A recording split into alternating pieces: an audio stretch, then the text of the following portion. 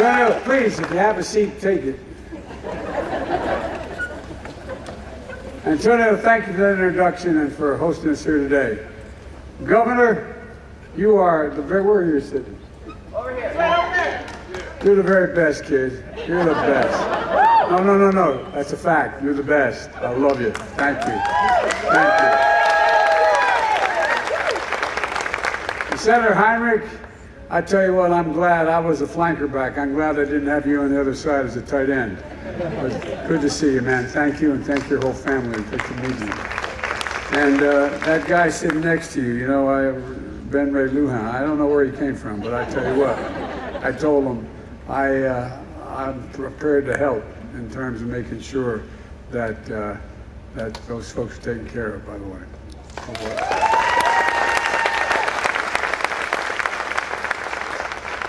Representative Stansbury, God love you, kid. I tell you what, you are really doing a great job. Thank you for all your cooperation, and thanks for your advice and your help. And Teresa Lega Fernandez, who isn't here today, but well, there, what am I thinking? I thought you had to leave. By the way, her son there, I tell you what, keep an eye on him. I may be calling him Mr. President someday. I don't know. Gabe is the one who couldn't be here today. He's incredible. You have an incredible congressional delegation. You really do here. First day, you really do. Well, thanks to all the tribal leaders for being here. I just want you to know, I was raised by a guy most of you don't know. He's a wonderful, wonderful man, a great friend. His name was Danny Inouye. And he said, Joe, it's Indian nations. He taught me early on. But thank you for all you've done. We had a good day yesterday in your neighboring state, Arizona. I was able to put away just about 1 million acres of sacred land.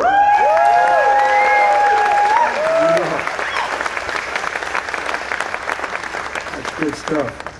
You know, I got so tired over the last 15 years, and this is a little story I want to tell you about why I was telling the team here, I know I don't look it, but I've been around a long time. But I've never been more optimistic in my whole career than I am today about America's prospects, in both foreign and domestic policy. You know, went through an awful long time watching companies the last 15 years decide to invest overseas because labor was cheaper, shutting down factories all across America. And I asked myself, why do we have to put up with that? We're sending jobs abroad and importing products at home. We knew we could change that. I just knew we could change it. We have the best workers in the world. And my team and I decided, you know, behold here, there's a law that was passed in the 30s. It says any money that Congress sends me to spend, I can insist that it all be spent on American products with American workers. No president's paid much attention to that in either party. But guess what? I'm paying attention. As a simple proposition, I mean this is sort of the bottom line, we decided we're going to invest in America. And this company's a great example. We're now poised to be the leader in the wind industry. But a few years ago, they were laying off workers because we weren't investing in them. So we passed a significant climate legislation. Not only moves us away from fossil fuels to cleaner technologies like wind, but it means we're going to make things and new technology here in America. And there's no reason why we can't do it. We have the best educated, we have the most advanced technology in the world. Why are we not doing that? That's basically what we're talking about today when we talk about investing in America. So today I want to talk about our progress in growing the economy from the middle out and the bottom up, not the top down. I came to office determined to move away from trickle-down economics. Not a whole lot trickled down on my dad's kitchen table when we were growing up. And focus instead on the middle class. Because the middle class built America. And guess what? And unions built the middle class. That's not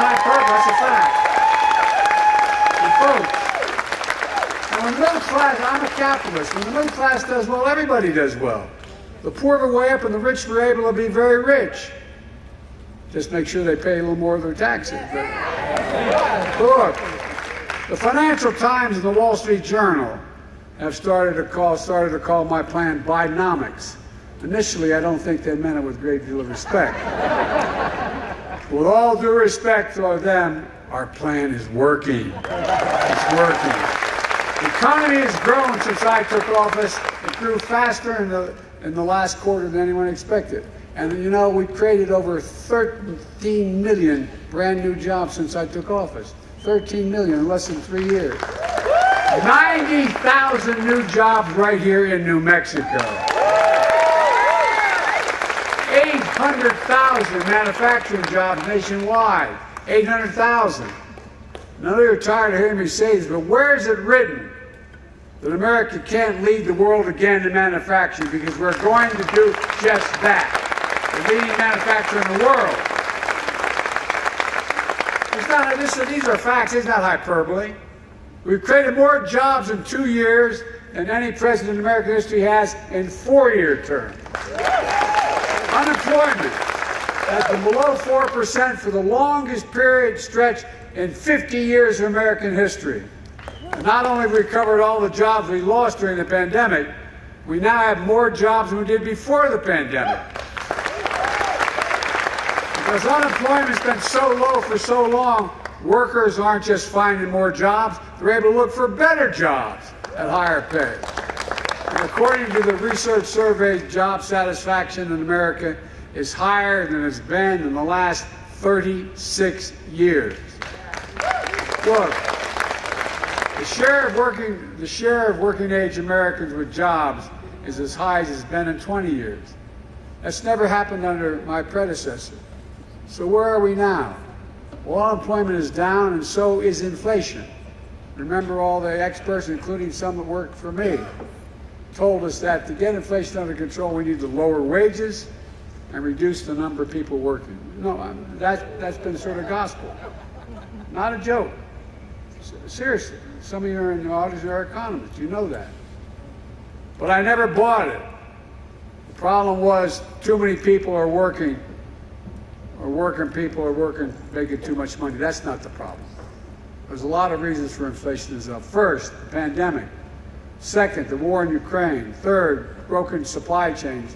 Now, one reason we've seen inflation fall by 2/3 without losing jobs is we're seeing corporate profits come back down to earth. We have more to do, but inflation is now at its lowest point in 2 years. In fact, we have the lowest rate of inflation among the world's major economies. No other major economy in the world is inflation as low as we are. It's down from 9% to 3%. There's a lot more work to do. I'm not satisfied with where it is. More work ahead. The Washington Post recently suggested in the front page article, I think it's front page, that, quote, Republicans may have to find something else to criticize Biden for now that inflation is coming down. I'm sure they'll find something. At the same time, pay for low-wage workers has grown at the fastest pace in over 2 decades, and wages are growing faster than inflation. We're continuing to make progress in fixing the supply chain. For example, we couldn't access semiconductors during the pandemic because the factories making them overseas were shut down. You all know semiconductors are those little small computer chips about the size of any of your fingertip that affect nearly everything in our lives, from cell phones to automobiles, refrigerators, to the most sophisticated weapon system, including the systems that Los Alamos and Sandia National Laboratories provide for our national security. America invented these chips. We invented them. We went to the moon. We made them work better.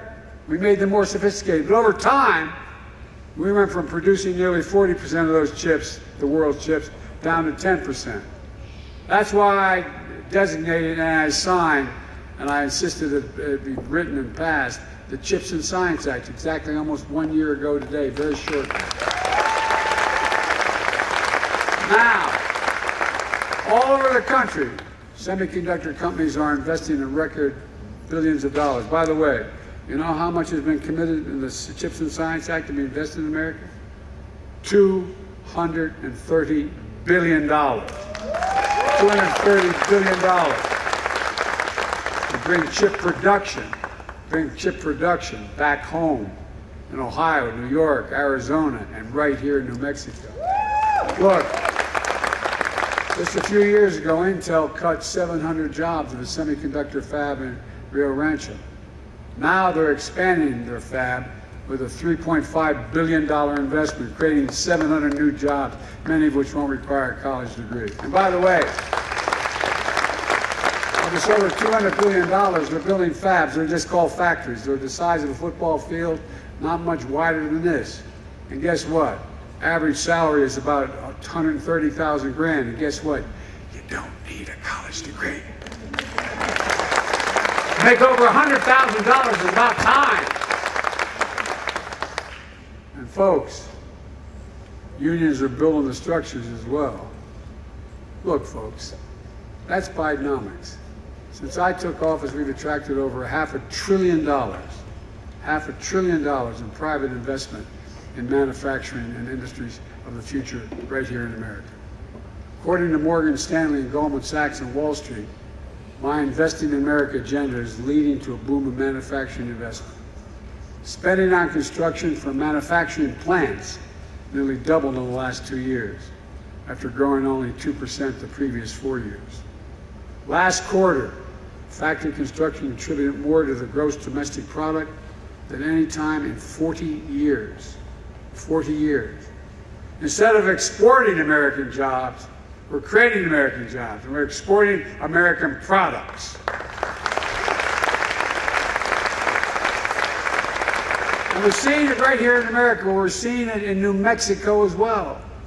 In 2008, Solo Cup Factory shut down right here, right where we're standing. 200 people lost their jobs. Nearly a decade and a half later, a plastics company bought the site. It shut down after 3 years, laying off 100 workers. It's been idle ever since. Now it's coming alive again. Koza makes wind turbines, wind towers. That's the thing that holds most. When I say that, people look at me like, wind tower. You all know what a wind tower is. They look at me like, what the hell's a wind tower? That's a key component. You know, you have to have it to hold up those blades. You know how long? By the way, I was in eastern Colorado looking at the blades manufactured. Those blades are 103 yards long, longer than a football field. And by the way, they don't cause cancer.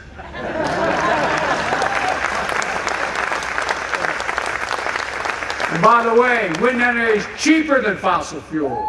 Solar energy is cheaper. A few years ago, business took a turn. They were forced to lay off 200 employees at plants all across America. Now, thanks to the new law I signed, making historic investments in clean energy, business is booming again. By the way, that they call it the Inflation Reduction Act, but within that is the act related to the climate. And it's $368 billion. And when I passed that, not one single guy on the other team voted for it. Nobody voted for it, for the other team. Since I signed that law, building the law, Arcosa has received $1.1 billion in orders for new wind towers. And today we're here breaking ground on a new plant that's going to create 250 new good-paying jobs. And meanwhile, we're speeding up permitting for transmission lines so wind energy produced by these towers reaches people's homes. Because what's happening now is it's hard to get a lot of these towers are old. And everybody is not in my neighborhood. They don't want a big new tower going up. So we're strengthening the towers and we're going to go underground. It costs 6 times as much to go underground. But we're learning how to do that more cheaply so it doesn't cause the forest fires and all the things that happen when major windstorms knock these lines down. My administration recently completed a review of a proposed Sunzee line, a transportation energy from a planned wind farm here in New Mexico and Arizona and California. So you're going to generate the wind here, the energy here, and be able to transmit it all the way across Arizona into California as well. These projects are expected to create 2,000 new construction jobs and up to 150 permanent jobs, providing clean energy for up to 3 million Americans. 3 million. And reducing the pressures of climate change. Like I said, Bidenomics is about bringing supply chains back home. COSA makes wind towers that's going to go into turbines made by GE Verona. Excuse me, I mispronounced it. Vernova in Florida and New York. Pattern Energy will use these turbines to build the largest wind farms in the Western Hemisphere, spanning Lincoln, Torrance, and San Miguel counties in New Mexico. And Sanjay will use that energy to power homes all across the Southwest. That's Bidenomics. It's cheaper. It's cheaper. That's what we're talking about, investing in America.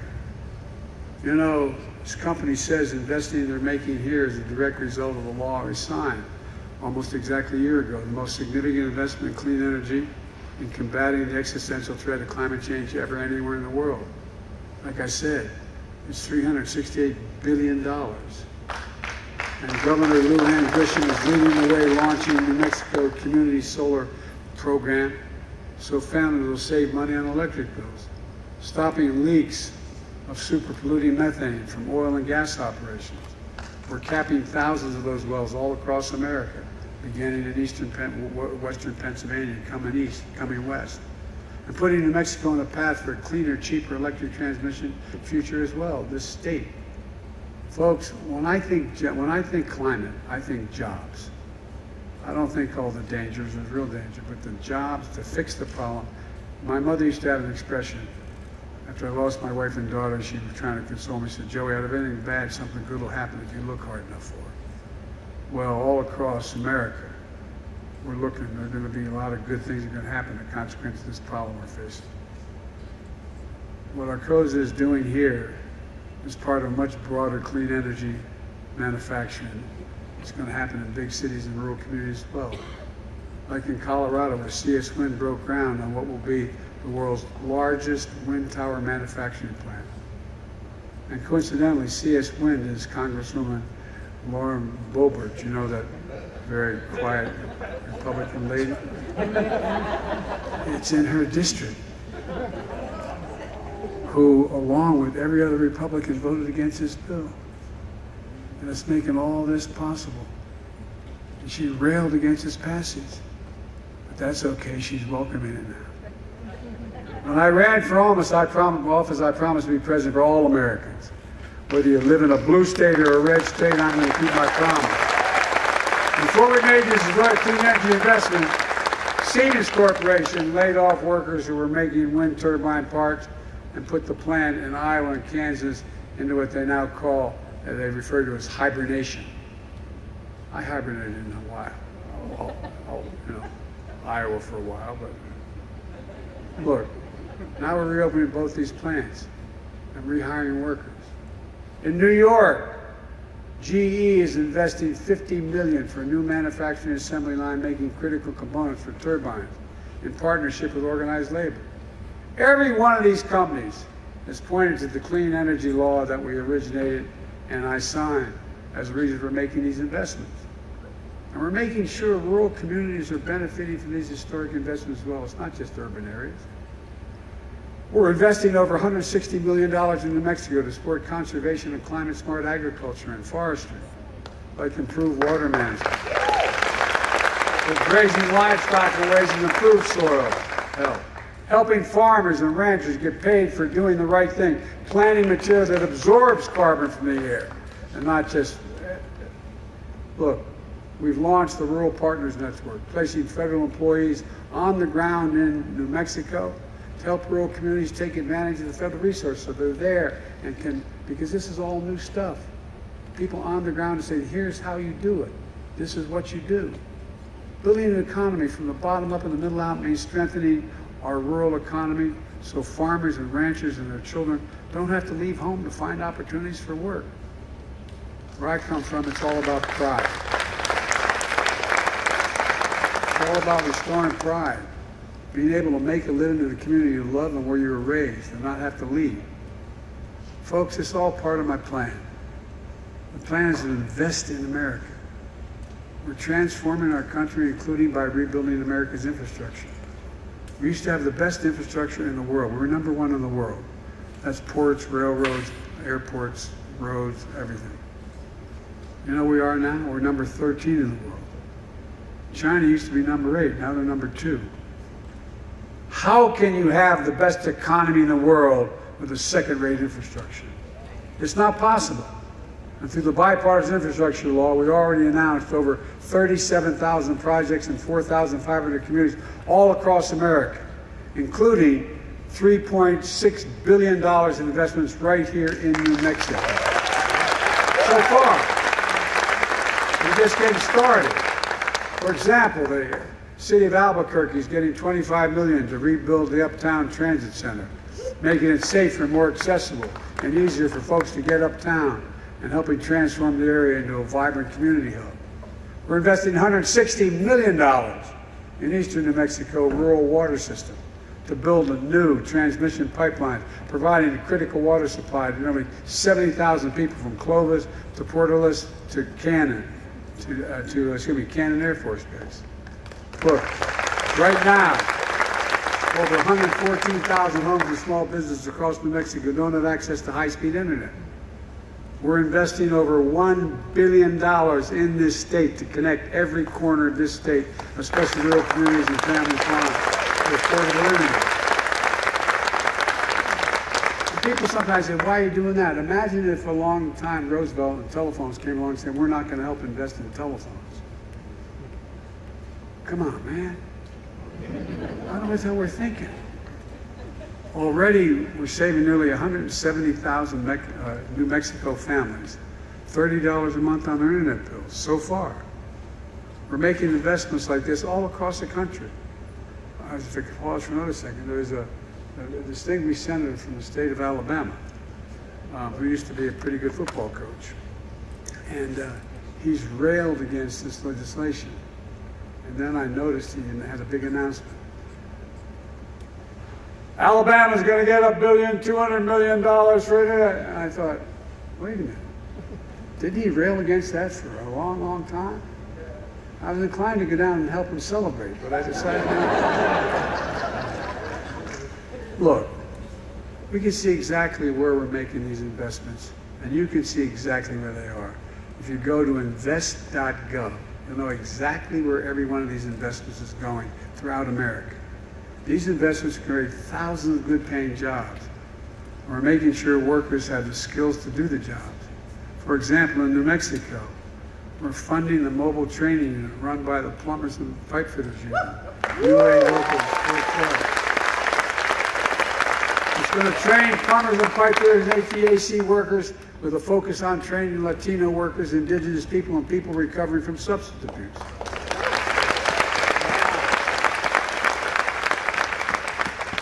And I know you're probably thinking what a lot of our very conservative Republican friends, Biden's spending all this money, man, my taxes are going to go up.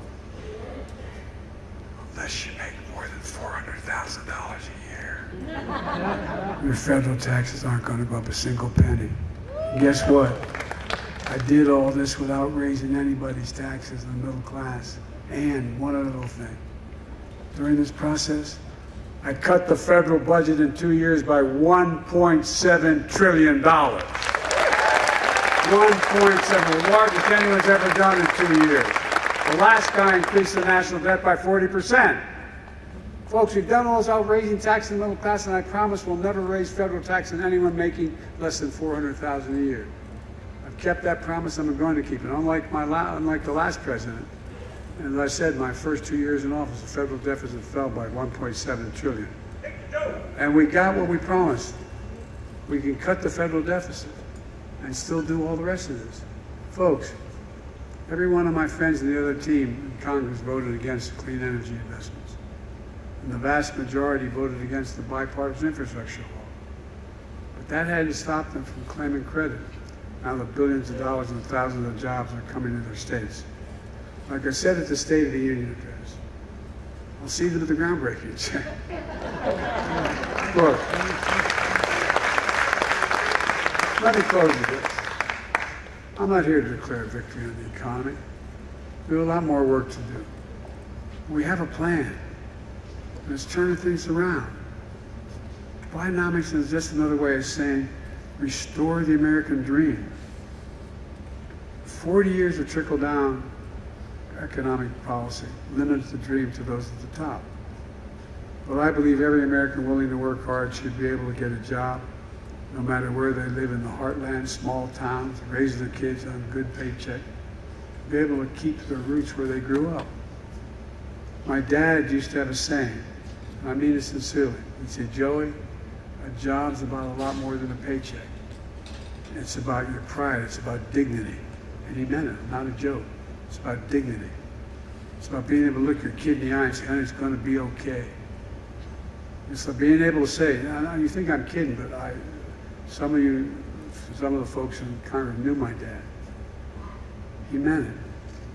And he said, the real question, Joey, is at the end of the month, after you pay all your bills, is there anything left? You have a little breathing room, just a little bit of breathing room. Well, folks, that's part of the American dream. And that's Bidenomics. It's rooted in what I've always worked best in this country. Investing in America. Invest in Americans. Because when we invest in our people, when we strengthen the middle class for stronger economic growth, that benefits everybody. The poor, the wealthy, everybody. For the longest time, we've been told to give up on American manufacturing. That it can't happen again. And we just can't do it anymore. Well, as you might have noticed, I've never believed that. As I said, America used to lead the world of manufacturing. We're going to do it again. I can honestly say, I've never been more optimistic about America's future. Just remember who we are. We're the United States of America. And there's nothing beyond, I mean it sincerely. Think of any objective we've set as a goal that we've ever not met. Name one. No matter what it is. We've never, when we've worked together, failed. Nothing's beyond our capacity to work together. And God bless you all, and may God protect our troops. Thank you.